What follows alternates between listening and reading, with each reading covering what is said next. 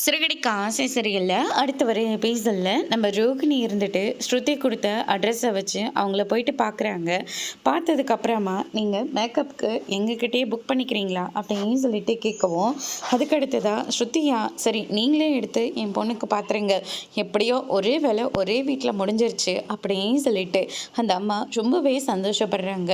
அதுக்கு அடுத்ததாக பார்த்திங்கன்னா நம்ம மனோஜை கூப்பிட்டு விஜயா இருந்துட்டு நம்ம உன்னை ஒரு கோயிலுக்கு கூட்டிகிட்டு போகிறேன், அந்த கோயிலுக்கு கூட்டிகிட்டு போனால் உன் மேலே இருக்கிற 3 கிரகங்களும் ஒரு நிலையில் வரப்போதான், அன்றைக்கி விசேஷம் பண்ணால் ரொம்ப நல்லா இருக்குமா, போயிட்டு உன் பேரில் ஒரு அர்ச்சனையை போட்டுட்டு சாமிக்கு ஒரு பரிகாரத்தை பண்ணிவிட்டு கிளம்பி வந்துடுவோம், நீ வாடா அப்படின்ற மாதிரி கூப்பிடுறாங்க.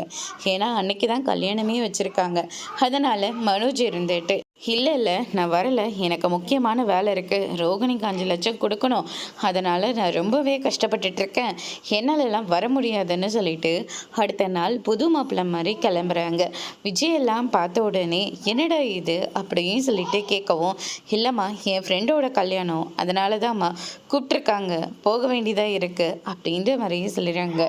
எதுக்காகவும் கவலைப்படாதரா, கூடிய சீக்கிரமாகவே உனக்கு ஒரு நல்ல பொண்ணை பார்த்து கல்யாணம் பண்ணி வைக்க வேண்டியது இந்த அம்மாவுடைய பொறுப்பு அப்படின்ற மாதிரியே சொல்லிடுறாங்க. அதுக்கடுத்ததான் பார்த்தீங்கன்னா முதல்ல ரோகிணி சொன்ன மாதிரி நீ 5 லட்ச ரூபாயை கொடு, அதுக்கப்புறமா உங்கள் அம்மா உனக்கு ஒரு நல்ல பொண்ணை பார்த்து கல்யாணம் பண்ணி வைப்பா அப்படின்ற மாதிரி சொல்லிடுறாங்க. அதுக்கடுத்ததாக பொண்ணுக்கு மேக்கப் போகிறதுக்காக ரோகிணியும் அந்த வீட்டுக்கு போகிறாங்க. கல்யாண குலத்தோட நம்ம மனோஜும் அந்த வீட்டுக்கு போகிறாங்க. ரோகிணி மனோஜை படுத்தா அடுத்தடுத்து என்னெல்லாம் நடக்க போகுதுன்றதை வெயிட் பண்ணி பார்க்கலாம். தேங்க்யூ.